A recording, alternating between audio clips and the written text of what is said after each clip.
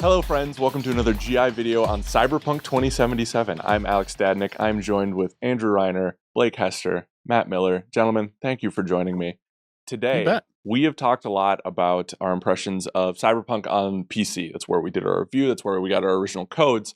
But a lot of you are curious about what the hell is happening on console. So we assembled an expert panel to discuss their impressions of the game of Cyberpunk so far on console. But first, I think it's important to talk to the reviewer himself, the EIC, Sure. About your experience with it on PC, because I think we're going to try to hit on almost all the consoles we can today, right?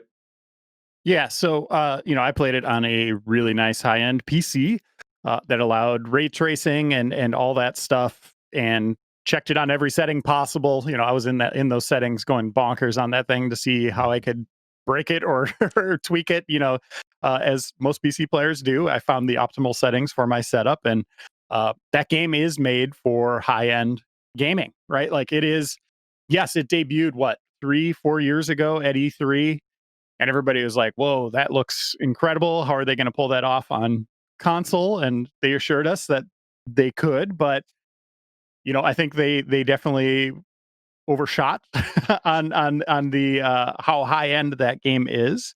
For sure. This is not something that that is new in gaming. This happens all the time when there's all sorts of different hardware performance. You get different mileage on each system, and it turns out, the lowest model of this last generation of consoles, the hardware, does not handle this game well, right? Like it does not. It is not high end. They're not high end enough for the vision of this game, the ambition of this game. For sure. And Mr. Miller, I think you and Blake can comment on that too. You've been playing on PS5, right? Yeah, I've been playing on PS5, and I would say that it actually does look good a lot of the time. I think they've made some efforts here to get some of those cool higher end features that are available in the PC version, to try to squeeze some of that stuff in. And especially if you're playing on a PS5 where you have the added horsepower, I think it at times can look quite nice. I think a lot of the faces look good. I have not seen a lot of the pop in of faces that I think you're seeing on some of the old gen consoles. And the biggest problem from a tech side that I've run into is crashes. In the course of the first, 8 hours of play, I've had I think I've had 3 full game crashes where just I'm in the middle of a mission, or I'm in my menus and just the game goes down, and I've got to do a full restart from the PS5 dashboard. I haven't seen a lot. Obviously, there are some graphical glitches that are showing up for folks. I haven't seen a lot of that myself in my play. That's good, for sure. Blake, how about you? Yeah, I'm on PS5 too, which is the PS4 version running on PS5. Right. And Right. I like very similar experience where it's running fine. Like I very rarely notice anything like even just frame rate drops. Like it seems like that's pretty stable across the board. I've had 2 crashes, I think, 2 or 3. I had at least one of those last night, like right before I stopped playing. And it's like the glitches or bugs I'm seeing will be like minor things, like in a scene with Johnny Silverhand where he's smoking a cigarette. A cigarette occasionally would just get caught in the air, so he'd be smoking, but then there'd be just one suspended. Yeah. At one point there was 2 of them. It was very strange. You can just chalk that up to the hallucinations, right? Yeah, right. Yeah. The thing I am kind of coming up against though, and I don't necessarily think this is a bug, is just like visually the game being all over the place in terms of how dark or bright it is. Like I have had to mess with the game's brightness settings and my TV brightness settings multiple times in tandem with each other, just trying to get the game to be in a place where I can see in some of the interiors. Yeah. I have it now where outside it is just bright as all hell. Well, I mean, this is absolutely a game on whatever platform you have. You hear some people in the tech world talk a lot about black levels on monitors and TVs. This is a game that's going to be a real good test for that, because their art direction, their art style is frankly wonderful.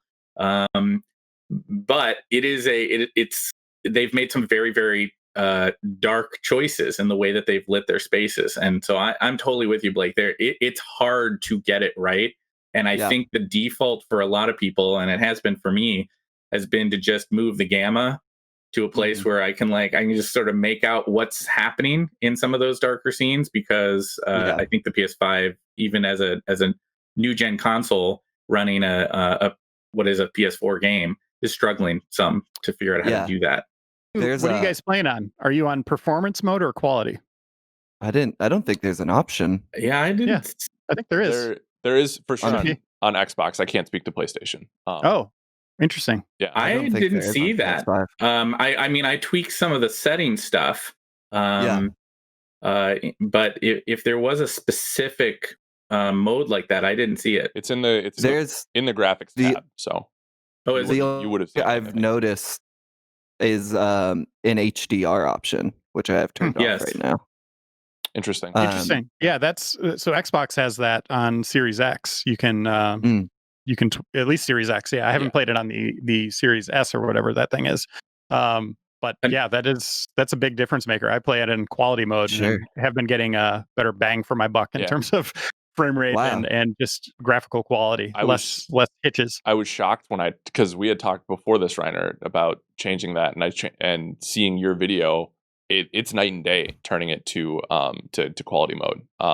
But because I'm playing on Series X as well, that's where I've cut my teeth. I'm admittedly I'm only about 5 or 6 hours in, but Blake, I think you hit the nail on the head. I've never had an experience in a game where I feel like no matter what I do with the brightness setting, there's always this thing where it looks like everything's washed out to a level that I can't fix. Like I don't know what that is, and I hope that's something that they can change. Yeah, I find myself. I didn't have that on PC at all, but I have that on console where it just seems like it's bloomlit to hell, or like there's a lighting coming from behind the textures that I've never seen before. That's just like it's messing with my eyes a little bit, right? And the thing we should say about the PS5 and Xbox Series X versions is, as Blake pointed to earlier, they are running PS4 and Xbox One versions at a higher rate, right? Like you get more boost from the new hardware, but there will be patches coming, free updates later. We're guessing 2021 that are tailor made for the PS5 and Xbox Series X, which I think will get us up to. I have no doubt. Like I hope get us to the PC level that I experienced. These machines are powerful enough, I think, to do that. So I was going to say, I feel like they have to, because there's a lot of people who are frankly very unhappy with the performance. Sure.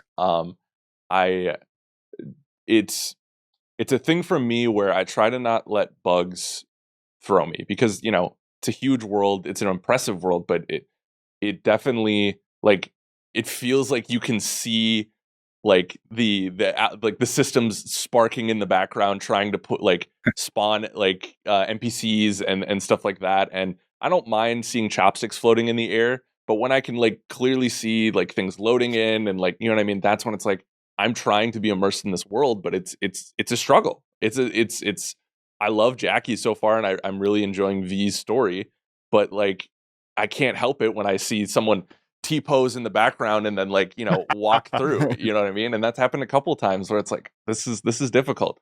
I'm curious to hear. God. Yeah. I'm curious to I know where you're going. Now I'm going to ask you about the Xbox One version. You have been playing it on the base Xbox and the series, or the Xbox One X, correct? So I have Xbox One X, and then I also tested last night an Xbox One S. Okay. Gotcha. So I've done both of those, and very similar. I would have to put them side by side to really see what's going on there. But it's a rough ride, guys. It really is struggling. this game like embraces people watching. Like you want to look at the citizens as they walk down the street and see what they're wearing or what cyber gear they have or cyberware. But this game, a lot of times they'll come walking up to you without any textures. It's just that level of detail hasn't popped in yet, and they just look like clay, and you're just like a blob, and you're like, "What is that?" Yeah. And then it, like the details come in. It's terrifying seeing that. Or they'll just pop in out of nowhere, as you're walking. It's like, oh, there's someone. I better sidestep here very quickly. And just the frame rate's been all over the place. Like you get into any kind of populated area, and it's like, buckle up. You're going to feel like you're skating on ice because you lose that precision when the frames start to drop. And, holding out your gun and rotating, you get this really kind of crazy blur effect. It does not look good compared to the other versions. It's not a bad looking game. The architecture and art design is still there. Yeah. It's just really struggling. These machines are really struggling to deliver the true vision of this game. And it's disappointing. Yeah, that's a huge bummer. Before we go quickly, can you guys, especially Miller and Blake, are the tech issues ruining your experience? Are you still enjoying the game? Where are you guys at with that, Miller? They're not destroying my enjoyment of the game. Yeah. I noticed them in the way that this is kind of a long callback, but like I remember the early days playing Skyrim. And there were a lot of bugs when that game first came out. Dragons flying backwards. Yeah, that's what everybody always remembers. And backwards. There was just wild stuff that would happen in that game.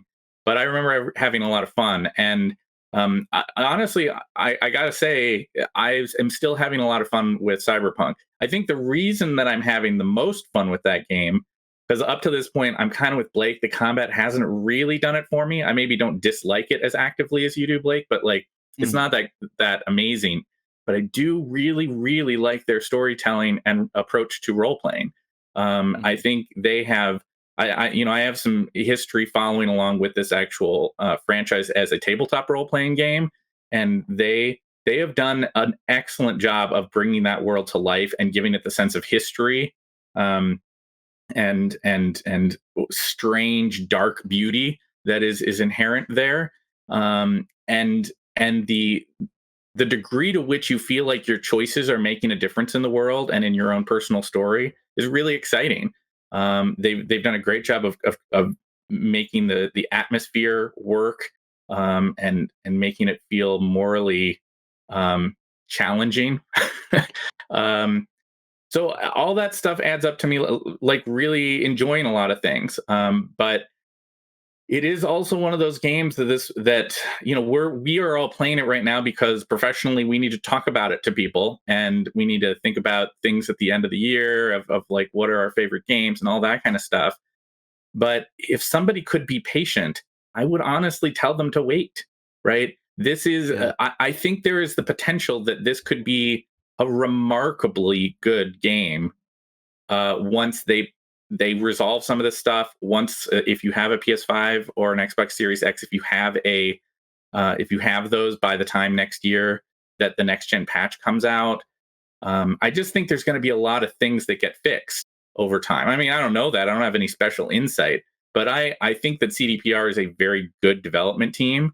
And is going to try to fix the things that people are complaining about. So if you could hold off, I mean, you're just going to play a better game in a while. For sure. And to your point quickly before we get to Blake, Witcher 3 was not this bad, but Witcher 3 had issues at the start too. And that eventually turned out to be one of the best games of that year. So I think there is hope. I think you're right. It is disappointing to me, at least, at the level of issues that it released with, but that's just me. Blake, how about you?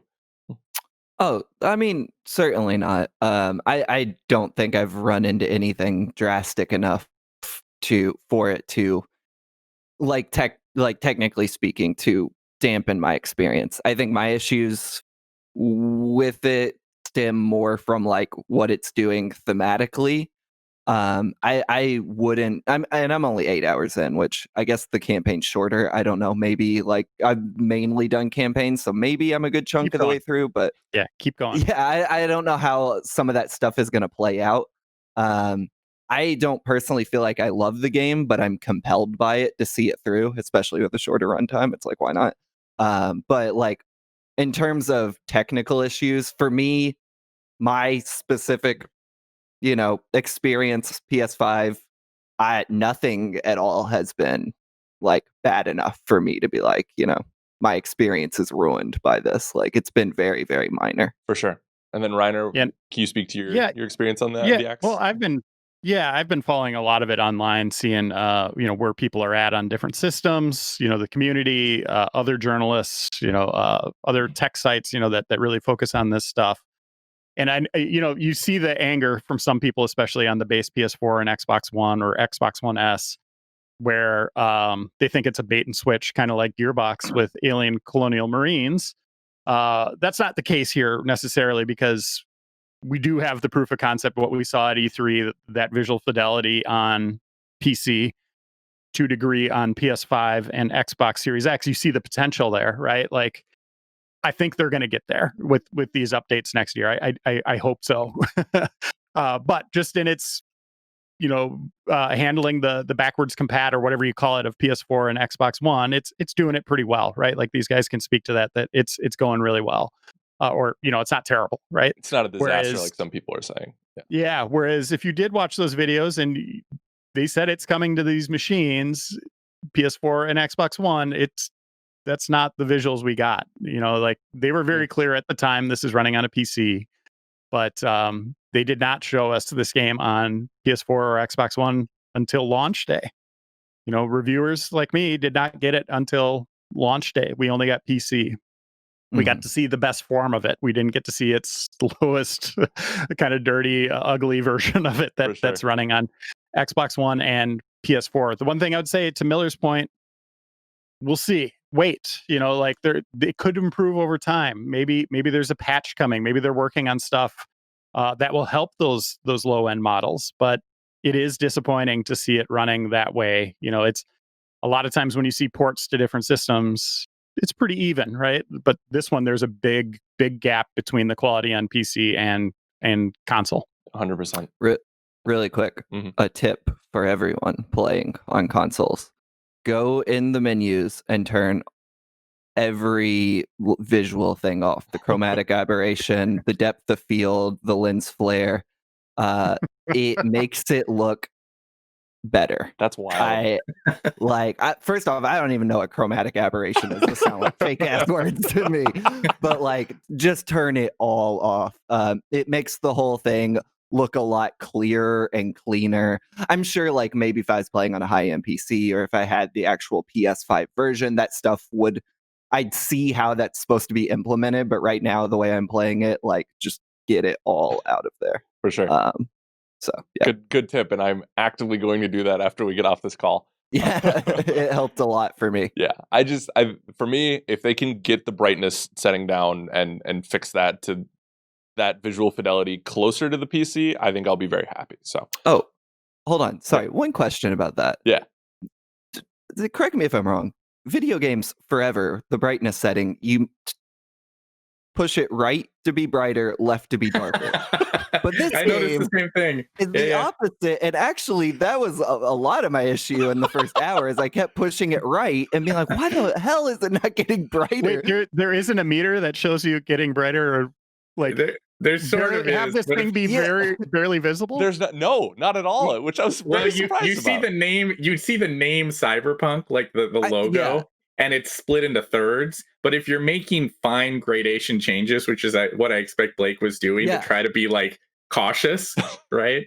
You probably wouldn't notice. And so I totally know what you mean. That is the first thing I did as well. I think I noticed it maybe sooner than you did, but I was turning it right, and I was like, I still don't see the image on the left.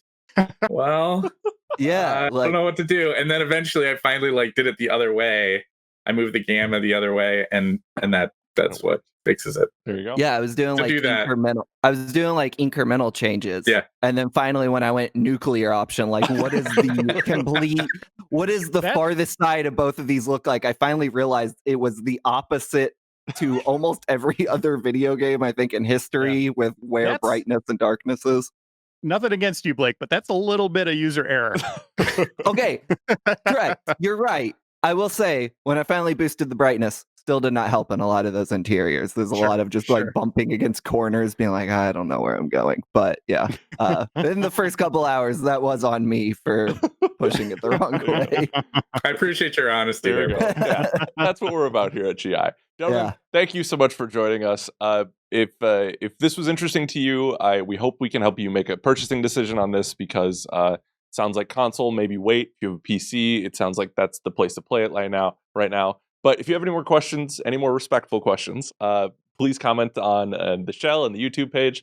As always, we have a lot of amazing Cyberpunk stuff up right now. Reiner's review, beginner tips if you're struggling to get started in the game. So be sure to check out youtube.com/GameInformer, GameInformer.com, and check out the magazine, for goodness sake. It's a beautiful thing. So thank you for joining us, and we'll see you next time. Bye, everyone.